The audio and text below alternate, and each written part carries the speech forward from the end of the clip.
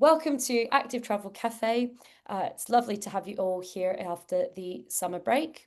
Tonight at the Active Travel Cafe, we will start with our crowdsourced news, and then we will move on to our wonderful speakers joining us from Manchester, and they will be speaking about the Stockport Interchange. So later on today, we will welcome Chris Barnes, Bryn Jones, and Helen Webster from Transport for Greater Manchester, and they'll be talking about creating a modern integrated transport interchange using the example of the new facility at Stockport. So hold on for after the news for the great speakers.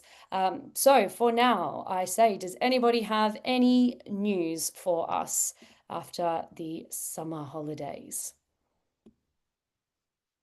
Shall I start? I've got some news. You may have seen Cam Cycle's recruiting for a new CEO. So if there's anyone out there interested in being the CEO of the greatest cycling campaigning organisation in this country, if I may say that, please take a look at camcycle.org.uk, where we're looking for someone special to lead Cam Cycle into a new era. That's tough news for me, but it's time. Anyway, who else has got some news? I see Beth has a hand up. Beth, over to you. Wow, I thought it was going to be busier than this.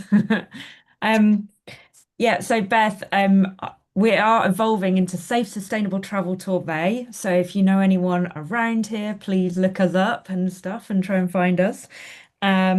We've been doing some events over the summer. So we did our first ever Kidical Mass. It rained very heavily.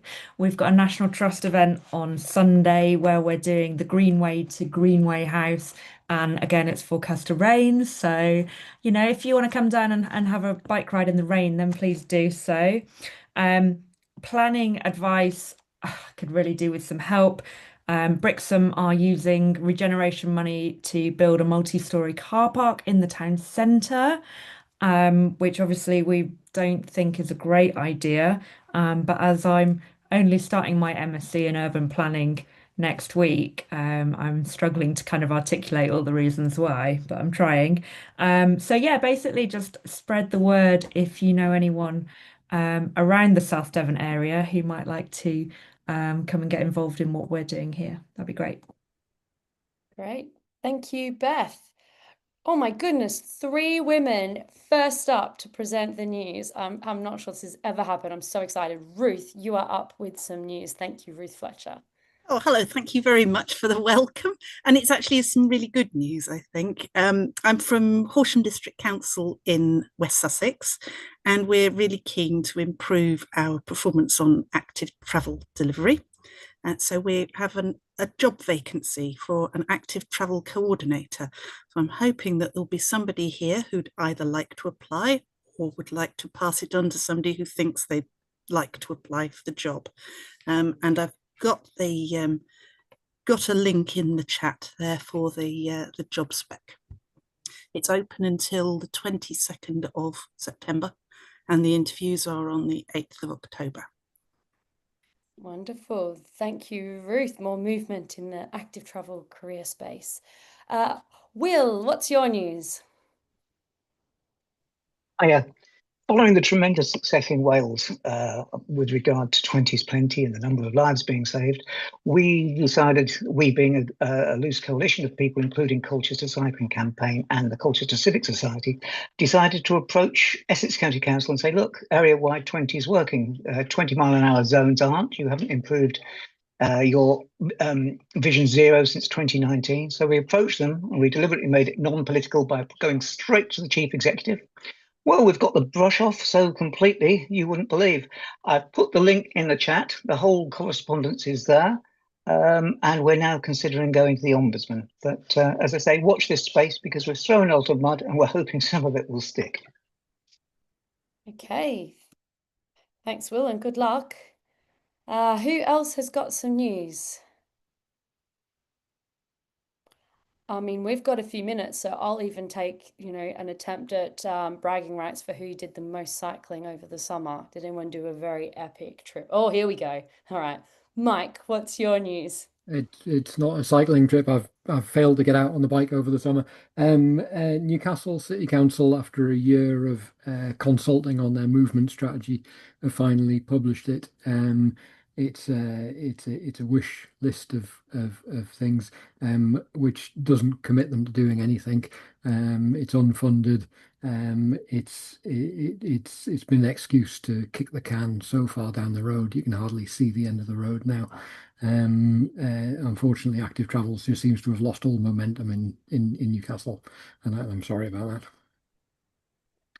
Yes, that's unfortunate. I'll actually be in Newcastle in October, so I hope to learn a bit about that for Well, myself. you can check out the report in the this month's cabinet papers, but yeah, I've got to say it's a disappointment. I feel. Mm. Yep, can relate to those feelings. Ben, what is your news? I'll just let you know we've only got Hello. a blank screen for you, in case Oh, it's not Why is that? intentional. Why is that? It's not intentional. How's that? Oh, you are coming into focus. There you go. Your news, Ben. Sorry. So, just to introduce myself, really, I've been attending these for many years, but I've never actually spoken. But I got nominated as the active travel champion for Cheshire East a month ago. So I thought I better take this seriously. So I went down to the Active Travel Cafe live at 35 Marylebone Street. Was it last week? And I really enjoyed it. So I just wanted to say thank you to the people who presented at that. And it was great to see people in the flesh, as it was. So yeah, if there's anybody else who's a champion out there, please get in touch, because it has no statutory rights what at all. And it's not an officer post, it's an elected post. And I have refused to just talk about curbs potholes. So I'm trying to link with the public health departments and the planning departments to stop myself getting sucked into the detail of which I know nothing. So yeah, very happy to talk to anybody about that. And maybe it might be if there is lots of us, maybe it might be a little topic for the future. Thank you. Good idea, Ben. Could be nice to have a panel of active travel champions and help us all understand what the role is and I think for those doing it, but also for those who are interacting with it, Yeah. how can we best support those champions? I wonder what the collective name for a group of champions is, though. Somebody will put it in the chat, I'm sure. Yes, please. In the chat, collective noun for active travel champions. And I did see a post and a ongoing discussion on LinkedIn today about what is the right word to use when it comes to active travel, or the mouthful of walking, cycling, wheeling, etc., etc. So I feel like it's a never-ending debate of what's the right terminology, but maybe we debate the terminology so much that we forget that we just got to get on and get the policy in. Yeah, absolutely. Absolutely. Right. Thank Great. you. Okay. Technically, I've got 2 more minutes that I can allocate to news. So who's got anything else? You just can't wait to learn. Ah, here we go. I was going to say, can't wait to learn about interchanges. All right, Carla, your news, please. Hi everybody. I'm new to this, so Welcome. thank you. I'm a road safety officer in Westminster City Council. I do a fair bit, but the bit I want to shout about is we've re-signed up for our second year with Bike Works to deliver Cycle Connect, which is a side-by-side, if nobody knows, it's kind of like taxi service for disabled users. So we're trying to reduce alienation, get people out there using an active mode of travel. We're in our 4th month of it, and it's a coalition between public health and also our sports team. So we have a working group. It's literally the WRC walking, running, cycling group, but it's just bringing in all together all officers that have a shared remit effectively of getting people moving in whatever way we can. That's been quite good, and we've touched base with our own personal social services and our adult social services just to make sure it's getting to the people that really need it on a needs by needs basis across Westminster. And we recently received via Sustrans a kind of nods up to the partnership working that we're doing through Sustrans. So that's quite nice as well. Just received that this week, but I thought I'd shout out about it because there's a lot of partnership work in there. Thanks. Brilliant. Thank you, Carla. Welcome. Always great to have new people, especially when they jump right in and share some news. So very pleased to have you. Okay, well, we've now hit the 20 minutes past 5. So unless there's just suddenly a burning news item that we just can't hold back from, I will hand all of our wonderful Active Travel Cafe attendees over to our speakers. So over to you, Transport for Greater Manchester. Bryn, I can see you there. Chris, I can see you there. And Helen, you're there as well. So Helen, Bryn, and Chris, please can you teach us about interchanges? Thank you, Roxanne, and good evening, everyone. So yeah, as Roxanne kindly introduced us at the start of the meeting, I'm Chris from Transport for Greater Manchester.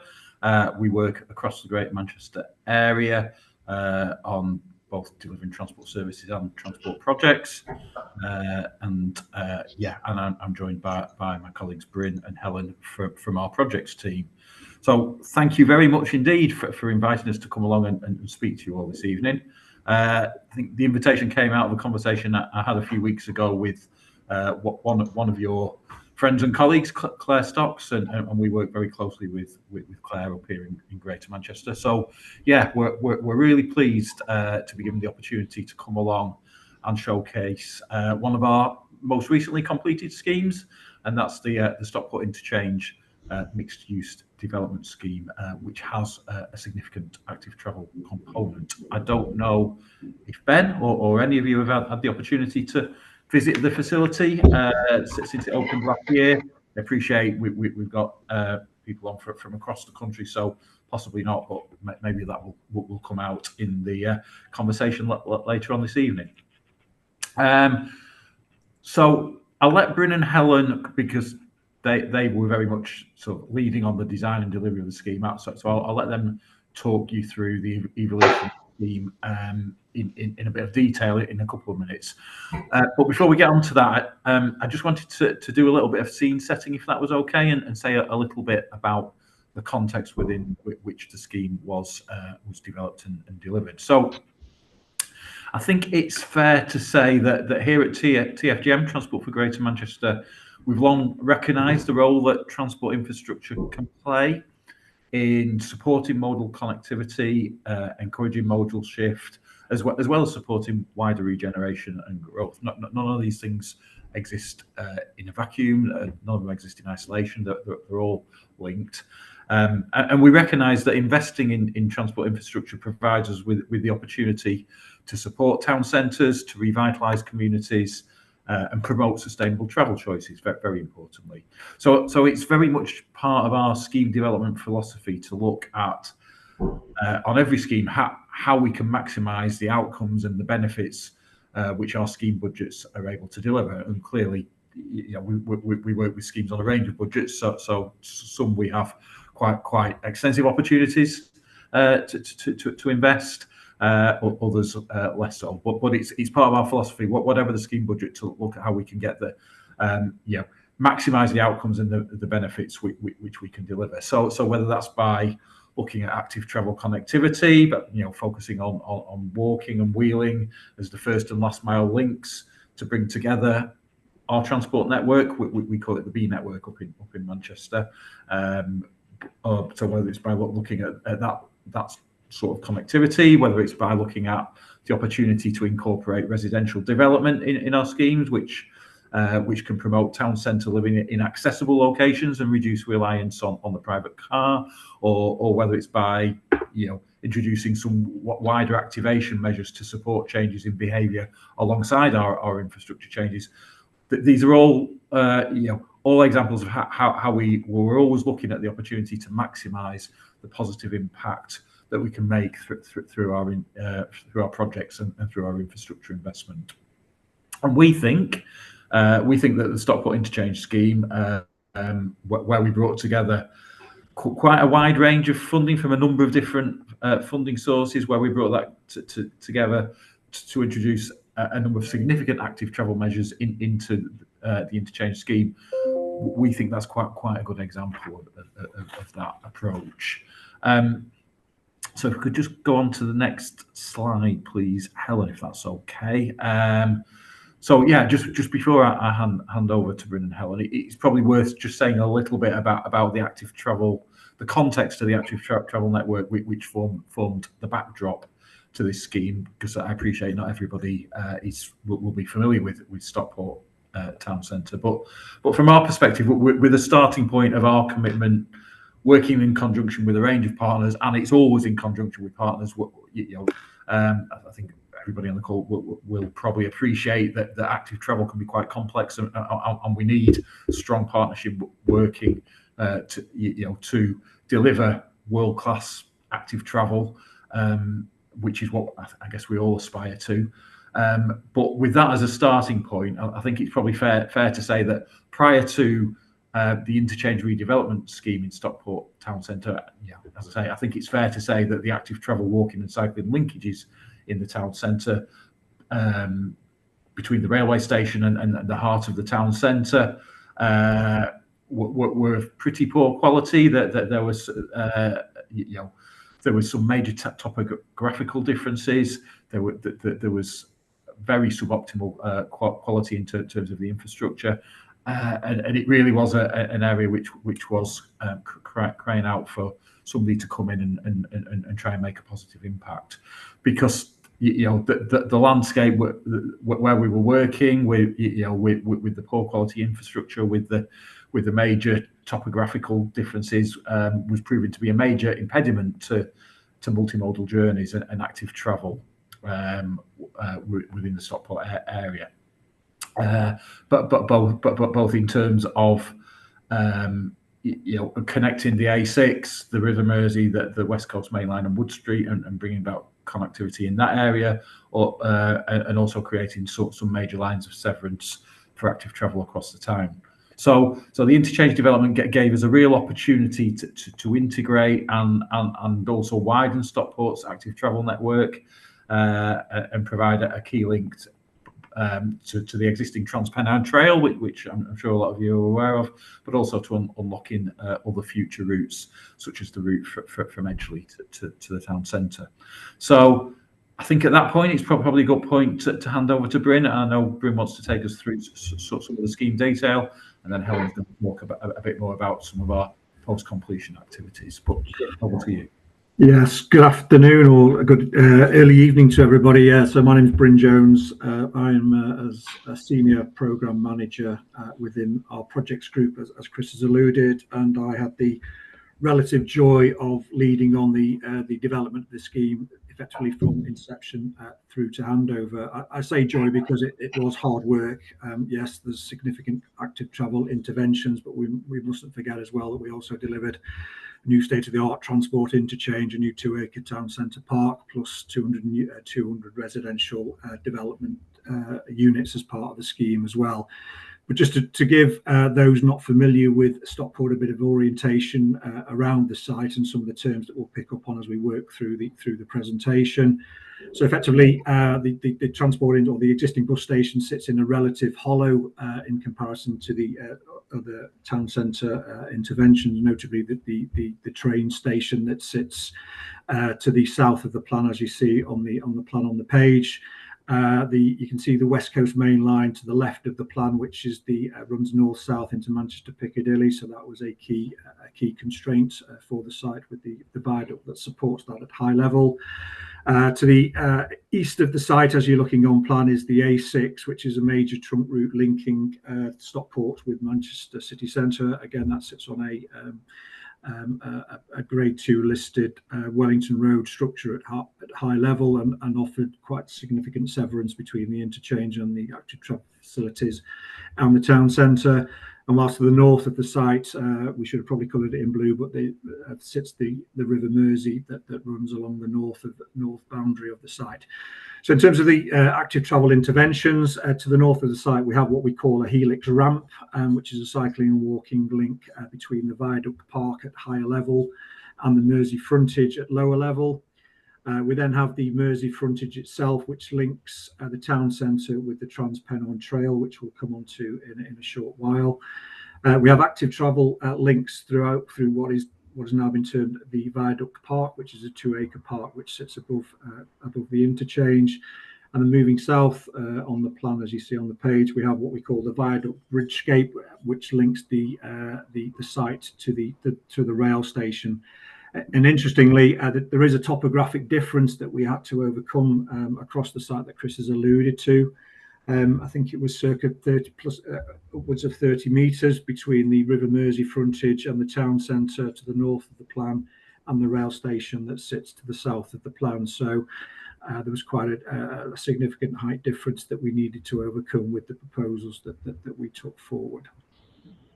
Focusing then primarily on the active travel interventions, I won't read out the design guides and principles and standards that we had to navigate through as we develop those solutions for the active travel interventions. A lot of them, I'm sure, will be second nature to a number of you guys on the call. Quite a web of policy and principles that we had to navigate our way through. That said, in some parts, we had to seek some deviations and derogations from those standards due to the sheer physical constraints within which we were required to deliver the interventions. Okay, next page. In terms of some general technical aspects, so we look to deliver an exemplar approach to active travel. So 5 metres was generally the width of the cycling and walking interventions that we delivered throughout the scheme, with a pedestrian path 2 metres wide and the cycle path 3 metres wide.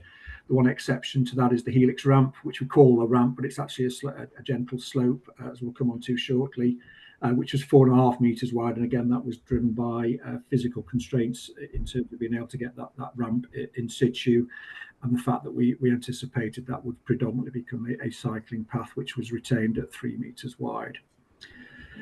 In terms of the surfacing, generally, it was a resin-bonded gravel course throughout, with contrasting colours for the cycle, wheeling and pedestrian paths. And we had paving inlays to differentiate the cycling and pedestrian routes through symbols inlaid within the paving. And there was tactile paving at key points of hazard or change of level and direction. Rest areas and seating, were incorporated throughout the active travel routes in accordance with the policies that we've just referenced. And then we had functional and festoon feature lighting as well, littered throughout the scheme as well, which will come up on some of the imagery that we'll come on to in a short while. CCTV coverage was paramount and fully considered across the route, and those cameras are monitored live 24/7 via our control centre, which oversees the B network. And then to differentiate and demark the cycling from the pedestrian routes, there was the Marshall's cycleway demarcation block, which is deployed throughout, with the exception of the Dorbank Bridge and the helix ramp, which are steel structures, which prevented us from incorporating those blocks at that depth. On then to working from the top of the site at the railway station end, the Viaduct Bridgescape, which links Station Road down to the Dorbank Bridge and the high level park above the interchange. That's a 160-metre earthworks route on a landscaped area, with a level threshold platform connecting, as I mentioned, onto Station Road and then onto the town centre rail station. You'll see from the image, bottom right and top centre left, centre bottom, beg your pardon, it was a highly landscaped area, and we looked to incorporate as much as we could the route within the surrounding landscape. It was a very technically challenging route to construct, given some of the topography and the availability of land boundaries in that area, which you can see given the extent of earthwork retaining structures that we had to incorporate. That was laid at a maximum gradient of 1 in 21, and also bird and back boxes were installed on the embankment to support the BNG requirements for the scheme. Down then onto the active travel bridge over Dorbank, which is best seen on the bottom image on the left there, which is a Core 10 steel structure, 40 metres long, weighing 90 tonnes in total. and that oversailed the Dorbank Highway junction beneath and supported on 2 abutments, one within the bridgescape and one forming part of the structural proposals for the interchange itself. There was then a 24-metre long connecting podium ramp at the north end of the bridge that then tied down into the viaduct park. And again, that was installed at a grading of 1 in 21. Currently has 1.5 metre tall bridge parapets, albeit they are future proof, so the height can be increased in due course, because there potentially might be a future alignment of our Metrolink tram system that might run underneath that bridge structure, and there are a different set of standards that we would therefore need to comply with thereafter. As I mentioned earlier, there is no central delineator, is a line marking rather than a physical block, as we mentioned earlier, and that's as a consequence of the steel bridge deck that forms the structure of the bridge itself. On then to the park, again, termed the viaduct park following a public consultation. So that's, as I mentioned, is a town centre park, 2 acres in area, that sits above the interchange, and that incorporates green space as well as the active travel interventions that you can make out with the coloured delineations in the image to the bottom right. That provides multiple entry points to the park, and the travel routes from the A6 to the left of the plan, as you can see on the image, to the bridgescape plan that you can see top right, and then down to the cycle ramp to the bottom right.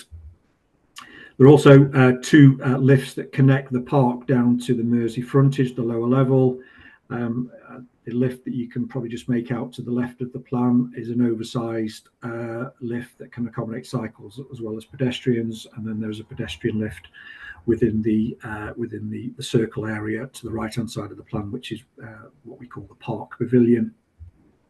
There are also Sheffield stands littered or incorporated throughout the park, a total of 104 to the southwest and northeast corners of the site that you probably can't make out on the image, but those cycle stands are incorporated within the park itself. Next slide, Helen, please, if you can. Sorry, thank you. Down then to ground level and what we call the Mersey frontage, which effectively links the town centre, which is in the background of the image that you can see on screen, to the Trans-Pennine Trail, and links to the cycle ramp that you can see above on top left of the image. So, well, just a reference to the TP or Trans-Pennine Trail, that has 2 routes through Stockport. One is central and one to the north, and the new interchange and the connectivity that we provide through this Mersey frontage improves that connectivity with the town and the trail following along the River Mersey.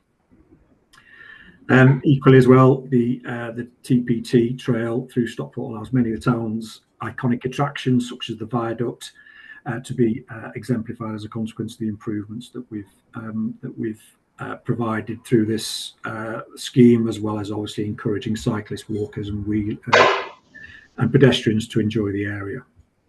Sheffield stands are located under the helix ramp in the arch of the A6, which is in the background of the image that you can see there. We can't quite pick up from this image. And there's planting and tiered soft landscaping between the River Mersey to the left of the plan and the active travel route. And again, we have bird insects and bat boxes installed along the River Mersey. On then to the helix ramp itself. So, as we mentioned, the ramp does cater for both cycling and pedestrians, albeit there is a more direct route available from the park down to the Mersey frontage for pedestrians, and therefore the main usage of the ramp was anticipated to be via the cyclist, to provide that seamless connectivity between the park and the lower Mersey frontage. Height difference of 8.13 metres. It's fairly precise. Thank you, Helen. From the top of the park down to the Mersey frontage, and that, given the 1 in 21 gradient that we sought to maintain throughout the scheme, has necessitated a bridge or a ramp of circa 189 metres in length, and has that clear width of 4.5 metres, as I've mentioned. And by implementing the cycle ramp, that provides that seamless connectivity for cyclists from the rail station down to Mersey frontage and onto the town centre and the Trans-Pennine Trail, as I've mentioned. Anecdotally, we commissioned some customer satisfaction surveys back in September last year, and of the 429 respondents to that survey, I think 78% advised that it had much improved or improved ease of access between the park and the Mersey frontage. And I think that's testament to some of the feedback that we've had that Helen will touch on in a little bit more in due course. As I mentioned, the ramp itself is 1 in 21 and developed in accordance with the guidance of CD 353. Structure has a mesh balustrade that you can see there. That was not only led by the planning authority in wanting to maintain transparent views of the viaduct that sits behind us from the image that we're looking at there, but also improves transparency and visibility for users of the ramp, given the helical nature of its arrangement. It also includes steel handrails and a tapping rail for those visually impaired in using that in that facility. As per the Doorbank Bridge, the delineator is not raised, as we mentioned, because it is a steel deck. So again, it's a visual delineator rather than a physical delineator between the walking and cycle wheeling routes.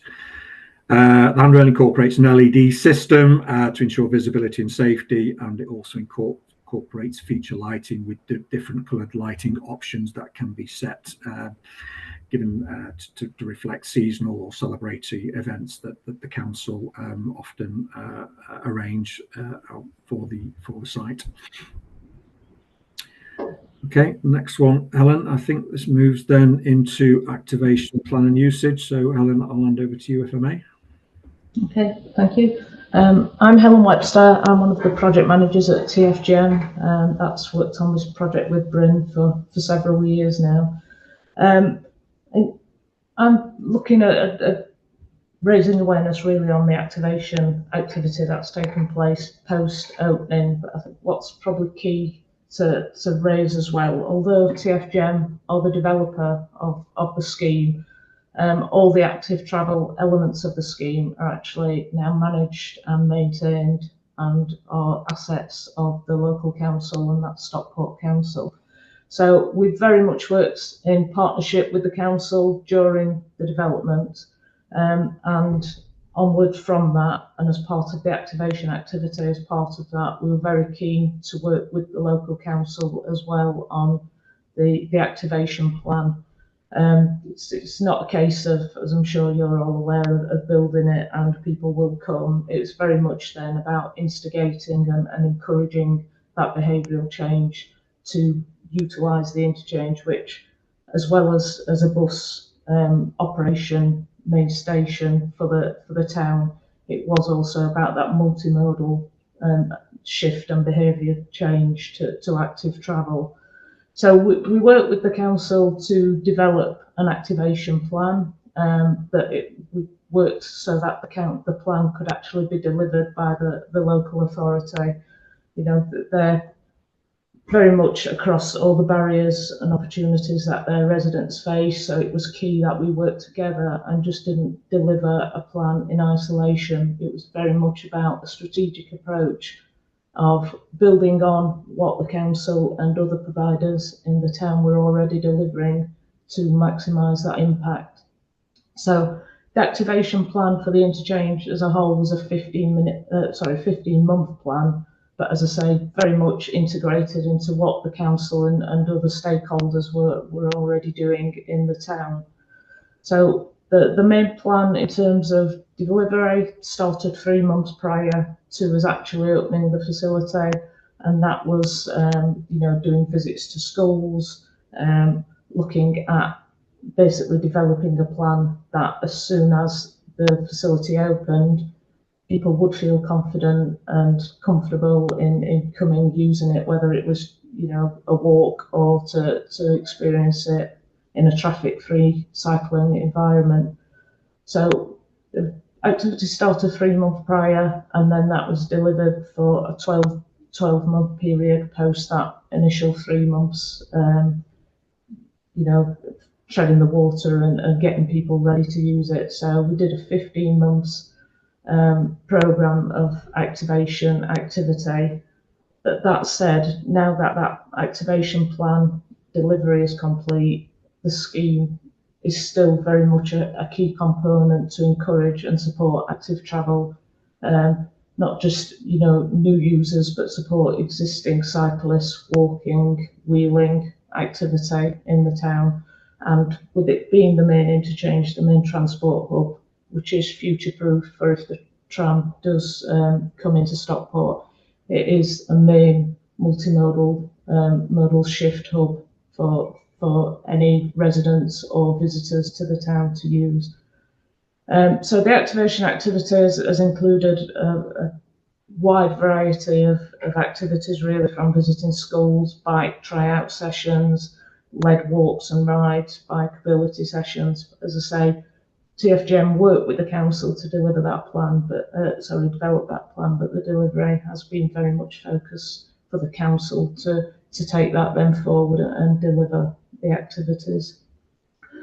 In terms of usage of the new active travel facilities, we have put active travel counters, which will be in place for the next 5 years across various areas of the scheme. And I've just included some usage stats for you here for anyone who's a little bit of a stato. So from this, basically up until August of this year, so the first 8 months of this year, we've seen over 300,000 pedestrians and nearly 10,000 cyclists using that Bridgescape link. So prior to that, the link that you could have taken for cyclists, you had to go down the A6, which is a very busy public road, as it's the main route into and out of Stockport. The pedestrian route, there was a non-compliant route there prior, but it was quite overgrown. It was stepped, and it wasn't the most secure. If you were there on an evening, you wouldn't necessarily take that route. So in terms of the new Helix ramp, we've had 34,000 pedestrians and nearly 8,500 cyclists use it in that 8-month period. And then the Mersey's frontage, which, as Bryn advised, is part of the Transpennine Trail, we've had 460,000 pedestrians and just over 27,000 cyclists. So the new facilities, although still relatively new, we're only 16 months from opening, they are getting used, and we're seeing an increase in that, especially as the summer months have come. Now we have seen a definite increase over those summer months. So in terms of the construction, and this is the last slide, so I'll just run through this. The site where we built the interchange, it was the old bus station site, so that closed in 2021, and August 2021, and an enabling package of works started pretty instantly. It was within 2 weeks of us closing the site, and that was demolition and site remediation. The main actual works commenced in January 2022, with sectional completion of the elements in 2024. So it was a full-on scheme, 2 years in the actual construction phase, and during that time, I think at its peak, we had over 300 tradespeople working on site. If it will work, I will show you a very quick video, and then we'll open it up to questions. So this is a time-lapse video of the construction.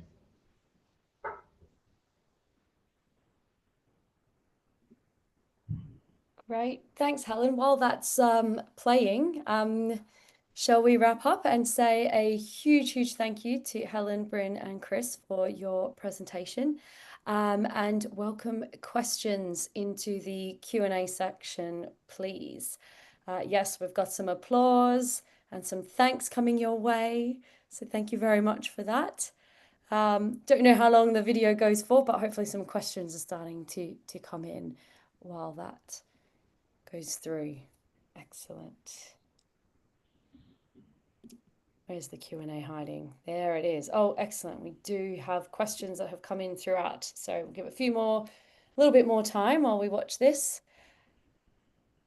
Oh, and I'm very pleased to see that you have your hand up, Kathy, because I was hoping to call on you to share your experience. So you'll be first up once we've watched the time lapse.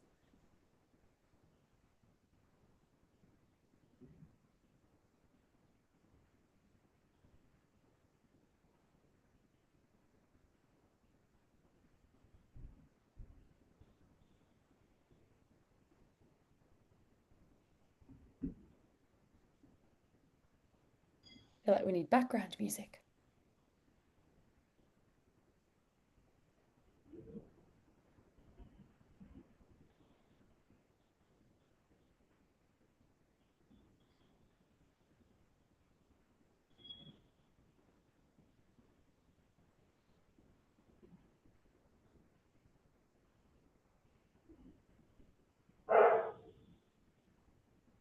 There we go. Brilliant. Thank you. Okay, so again, thanks for the presentation. And Kathy has been raving in the chat about using the interchange and the ramps. So Kathy, please, what's your story or your question? No, it's just to say it is brilliant. I mean, I'm a trustee of the Friends of the Transpennine Trail, so I was aware of the project from a very early stage.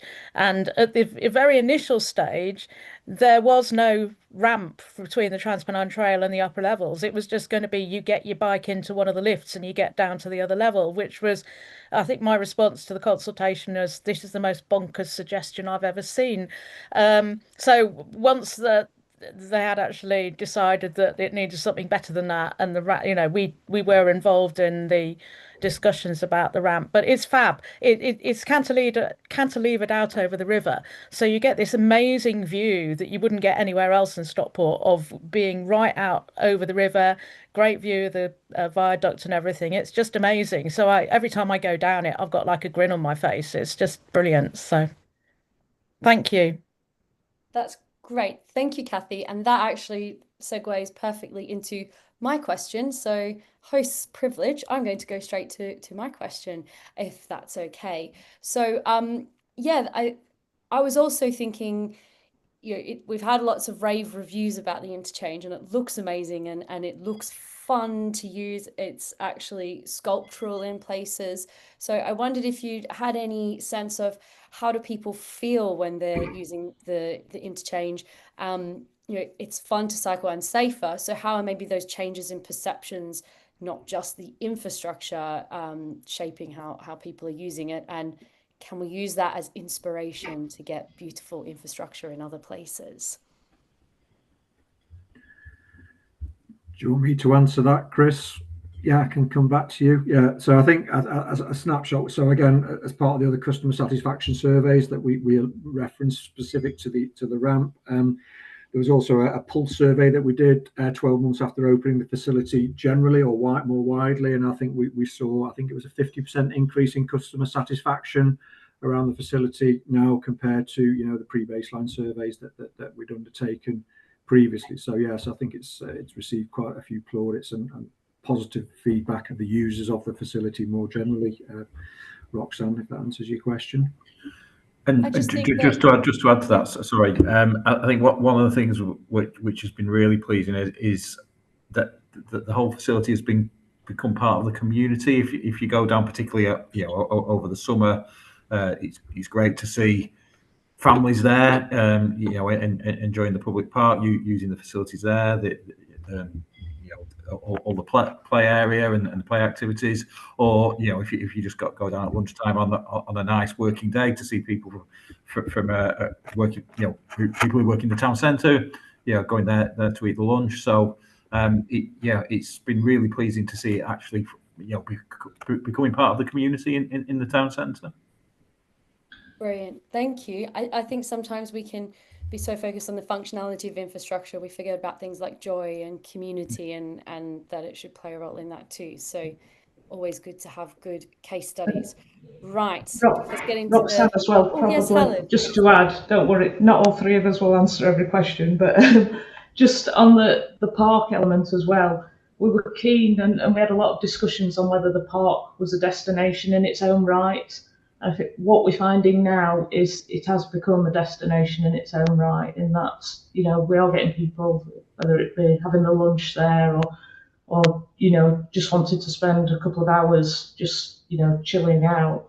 So we've gone really from what was really a dated bus station that, to be honest, nobody would have visited unless you had to catch a bus, to now it become an attraction in its own right. Yeah, brilliant. And not just for active travel nerds that like to go and visit interchanges and bridges. Like us here. We Okay, welcome all. on to some of our active travel nerds in the chat. Sorry, Mark, that might mean you. So Mark from City Infinity has asked, in terms of widths, is that actual width or effective width? The latter being what is usable, as people can't be tight up to the parapets. Who wants to take that? Actual width. So it's a Actual width. clear width, yes. Excellent. Nice quick answer, that one. Brilliant.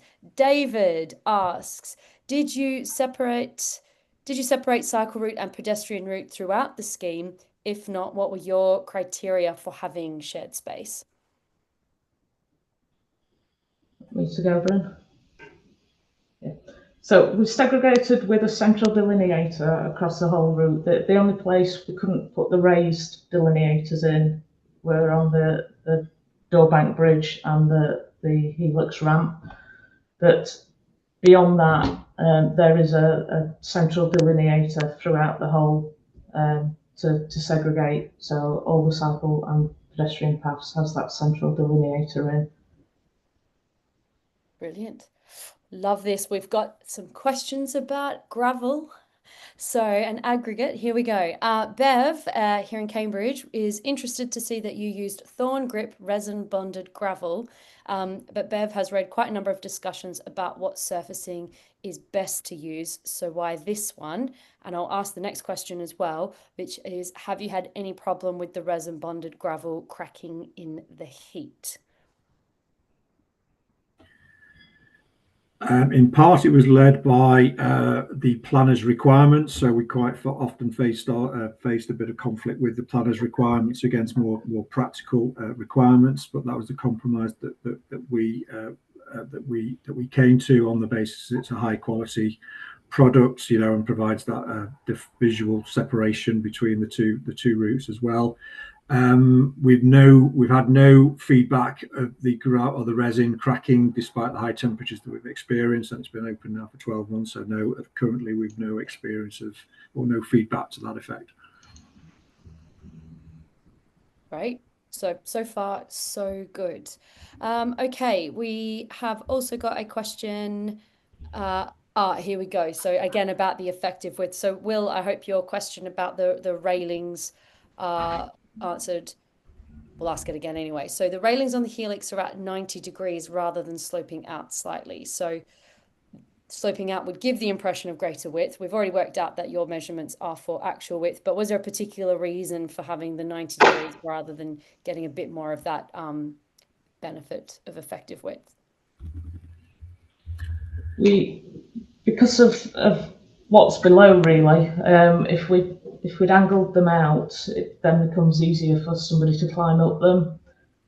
If we angle them in, it then reduces the width of the actual path. So that's why we went with vertical, so really as a safety reason.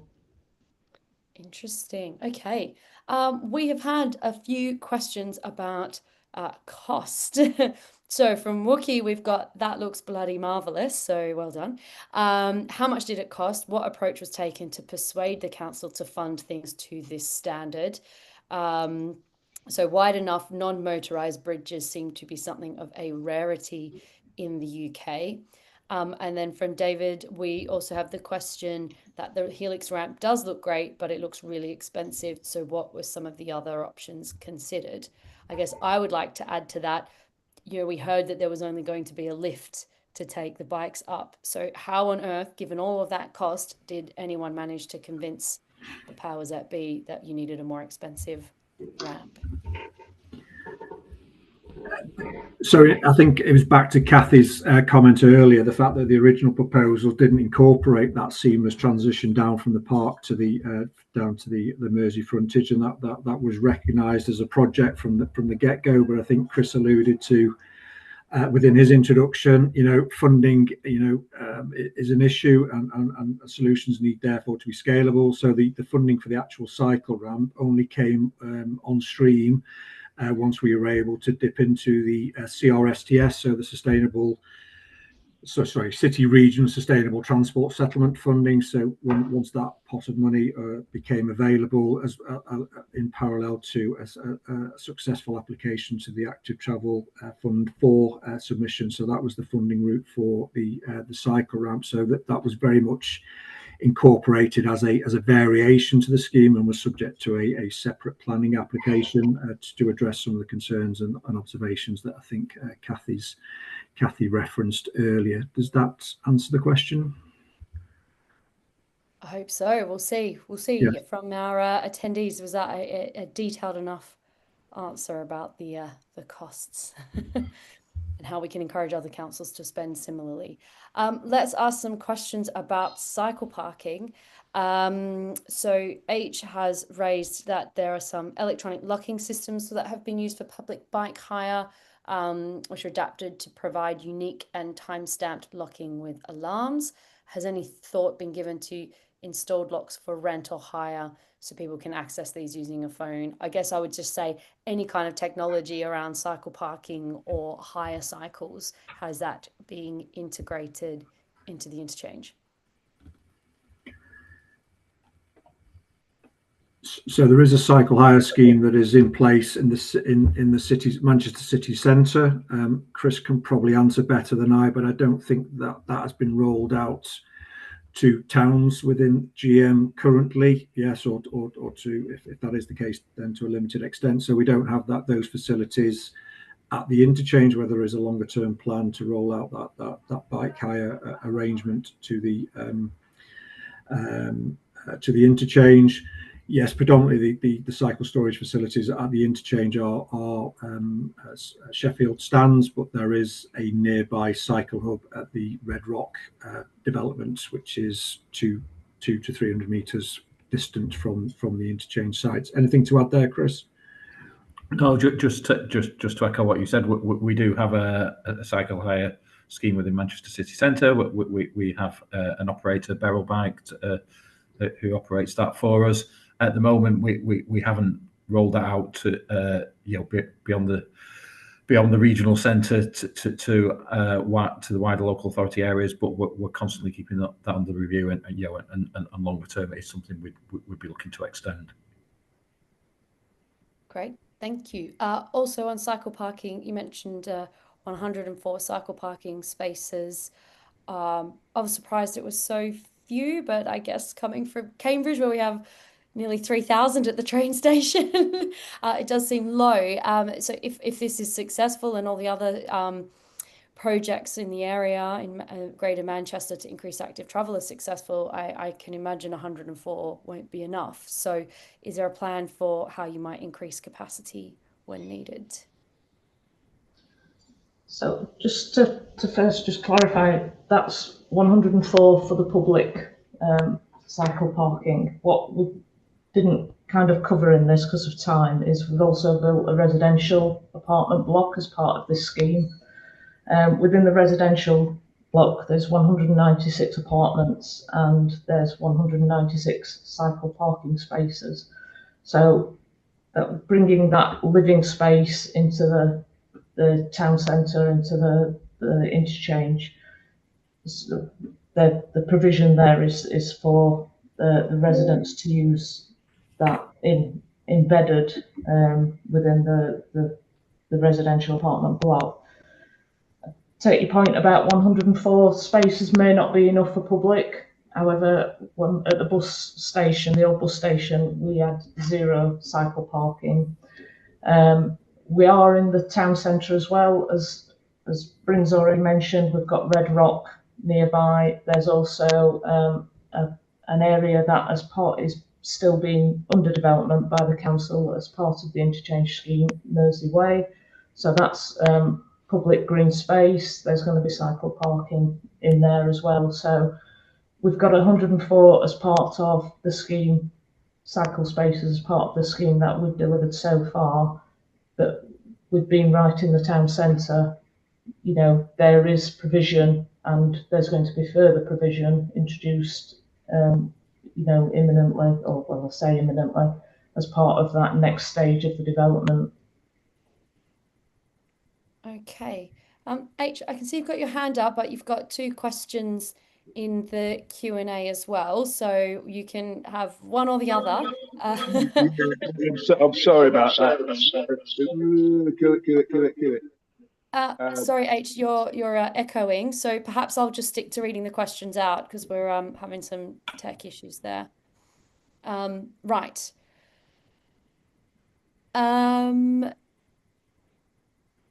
Note their comments. Right, I'm moving on. Right, Chris, your question is, can you share what maintenance or what provision for management and maintenance has been made for the buildings and the public domain, including the ramp, as there are so many publicly funded capital projects that end up neglected due to the lack of revenue budgets? So how do we keep it looking this good? That might be a challenge for us to answer that question, because as Helen has mentioned, you know, we TFGM delivered the scheme, but then we handed over the active travel assets to Stockport Council, and it sits within their revenue budgets and responsibility to maintain. So that's probably a bit of a cop-out response to that question, but I've not got transparency of that, other than the fact that there is a commitment from Stockport to maintain to the standards that which we delivered. Okay.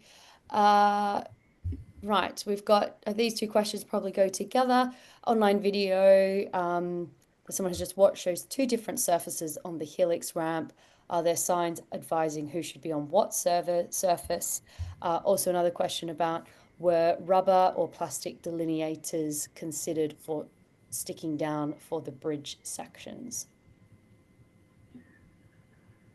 So yes, there is signage to delineate the 2 different colours. So that signage system is prevalent throughout the active travel routes, whether it be on the Helix ramp, whether it be in the park, whether it be on the bridgescape. So there, as I mentioned, there are inset inlays to differentiate and guide users as appropriate.